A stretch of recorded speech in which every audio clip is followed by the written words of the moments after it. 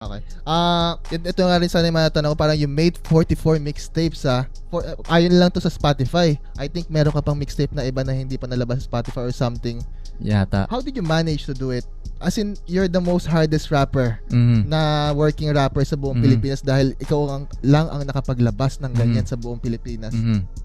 How did you Well, manage actually, to do yun ang tama yung sinabi mo na ako lang nakapaglabas ng gano'n. Kasi nung panahon na yun din nasa isip ko na walang gumagawa na ito. Pag meron kang gagawing something na walang gumagawa, malamang makukuha mo yung attention ng mga tao. Gano'n. Kaya parang iniisip ko, kaya kong baliwin tong mundong to nang maglalabas ako ng maraming kanta. Yun, kumbaga masyashock lang sila. Ba't ganito karami?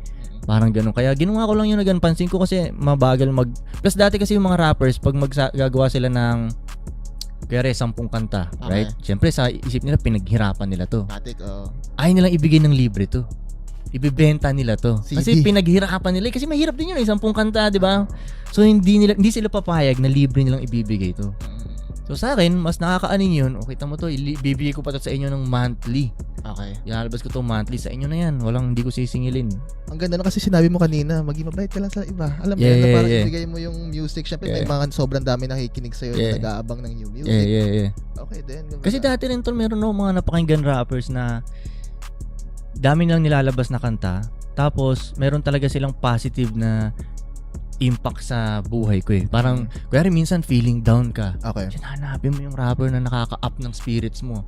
Ganon. So, kung nagagawa ng ibang tao sa akin yun, ngayon isip ko, pwede ko magawa sa iba rin to. Diba? Yung ibang tao dyan nangangailangan ng ganun eh. Na kailangan ko may mapakinggan lang para masimulan ko yung araw ko. Or let's say, na-fucked up yung araw niya at may papakinggan lang siya, para marireset ulit yung ano niya. Ganun. Kaya, kung papakinggan mo yung mga kanta ko, parang siya mas more on nakaka-feel good siya. Yes. Yun. Kasi maraming